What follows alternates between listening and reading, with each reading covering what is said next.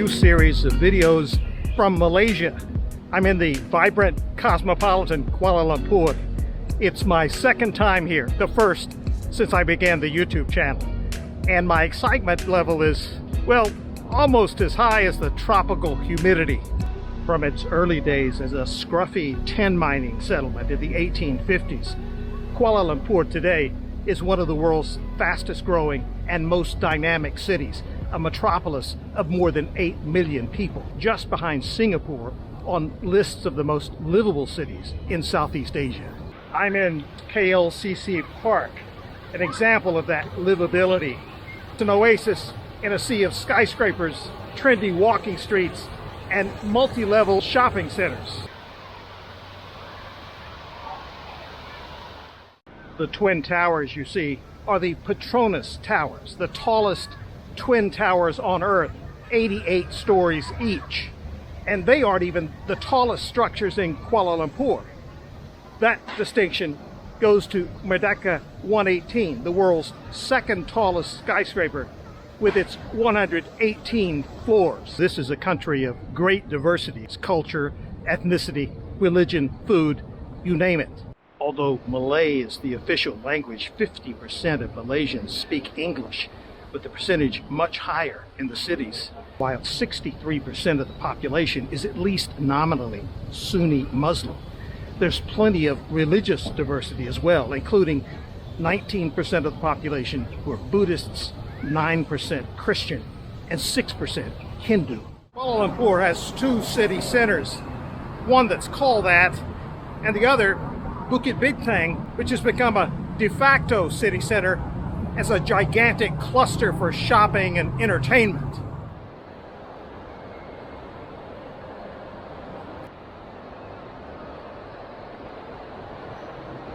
I've stepped into Suria Mall to give you a good look, to cool down, and to search for the sweet spot common to all these malls. I'll let you know when I find it. If you're familiar with Southeast Asia, you know that when you say the word mall, it bears no resemblance to a typical Western suburban mall. These grand indoor commercial palaces are as different as night and day. This mall has 6 floors of solid shopping, plus 2 floors beneath the surface. The bottom floor is where you step out into the mall if you arrive by metro train or light rail subway train, as I did in coming here.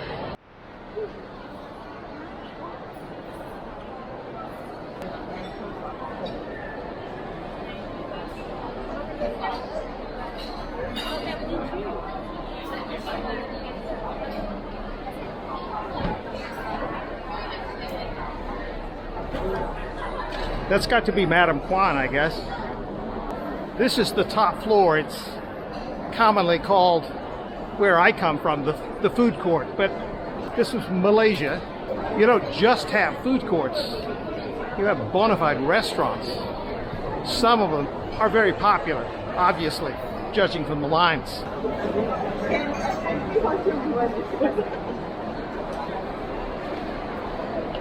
It is the noon hour, but I gotta tell you, I just don't have it in me to stand in line for lunch. So I'm gonna keep looking.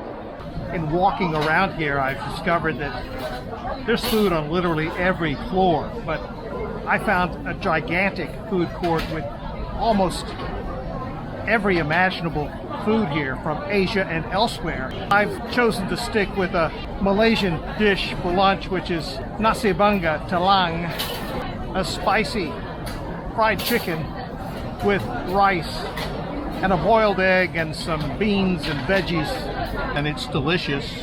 I realize it sounds simple, and it is, but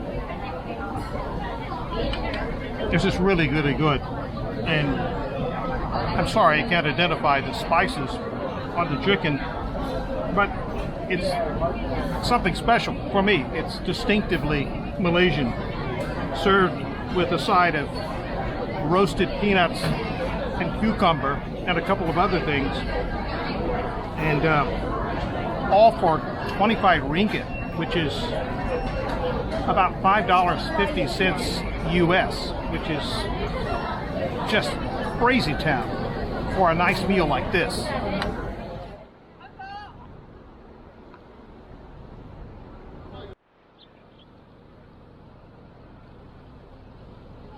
There are few places in the world that scream former British colony more than where I am now.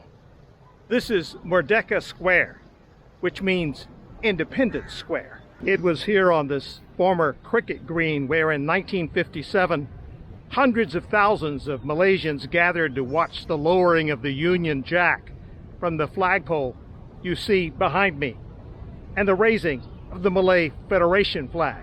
6 years later, in 1963, a similar ceremony marked the birth of the country of Malaysia. Back in the day, the spot where I'm walking was literally the cricket green of the elite Selangor Club, a playground for the British aristocracy. The club's green has long since been moved elsewhere, and the green is officially a park. But the Royal Selangor Club lives on. This is it, overlooking the grassy expanse that was once its private playground. So for some at least, the tradition lives on 6 decades after Malaysian independence.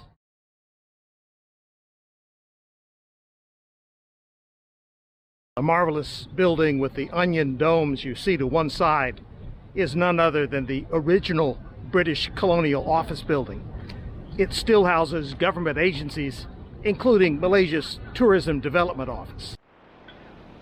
Jalan Tun Perek, or Tun Perek Road, is the main thoroughfare that goes in front of the former British colonial capital, and of course today's Merdeka Park, with its significance for the nation of Malaysia.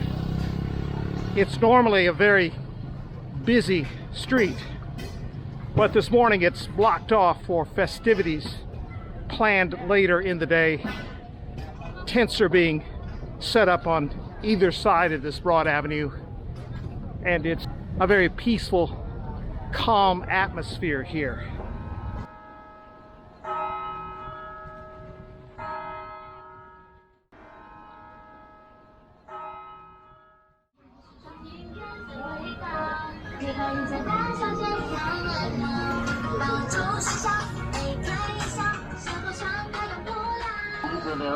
Fresh pomegranate juice, fresh pomegranate juice, juice kelima asli, juice kelima asli.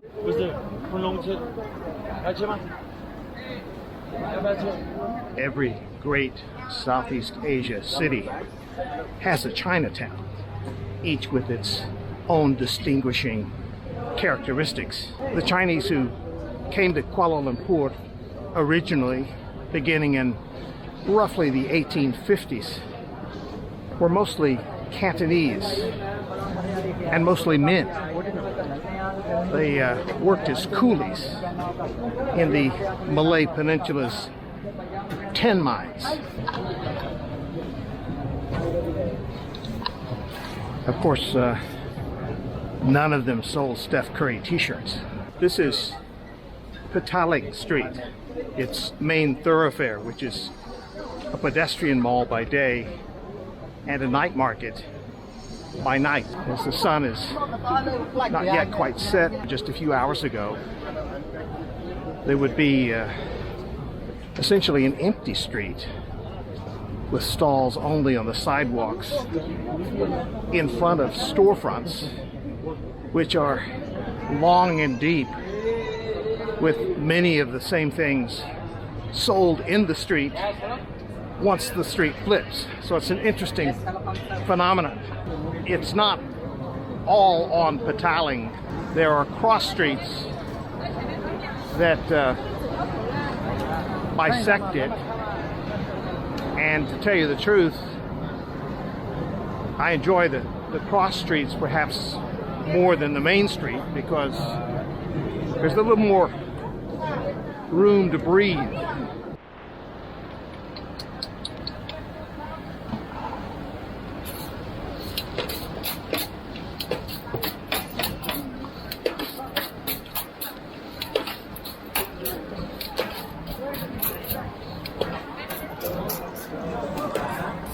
So what you're seeing is, of course, chestnuts. That's what the gentleman is putting in the cage to be sold or served.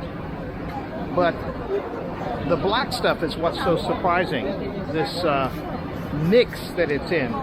It's a mix of coffee beans and gravel, simply used to flavor the chestnuts on the outside, I guess, or unless to provide a medium for the roasting. But you see it very commonly here in Malaysia.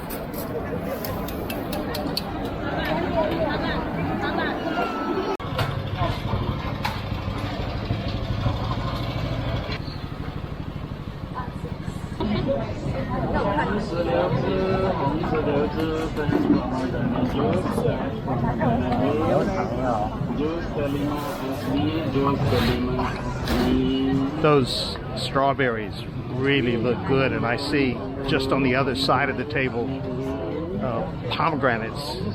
The ones on top are split open so that you can see the beautiful red seeds inside, and on the far end I've got to guess those are candied strawberries.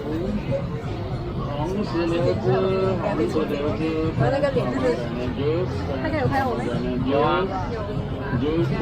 it good? Oh, good. Is it good? Okay. Yeah, the traditional Chinese dessert. Oh yeah. Yeah. Those are strawberries, of course. And what are these? They are sugar cane. They melt the sugar cane and glaze it. And but what fruit is this? Grape. That's a grape. Okay. Grapes and strawberries. What a combo. Yeah.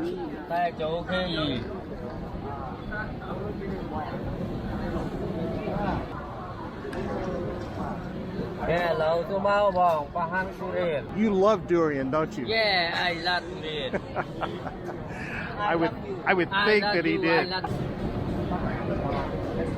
I wish I could read sign language. I'd like to know what they're saying about the fruit.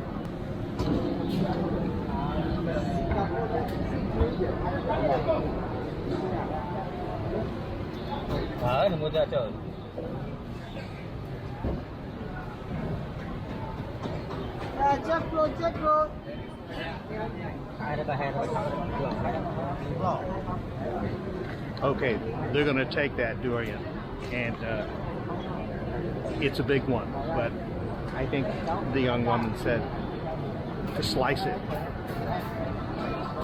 Thank you. There is such a thing as too much durian at one time, I guess.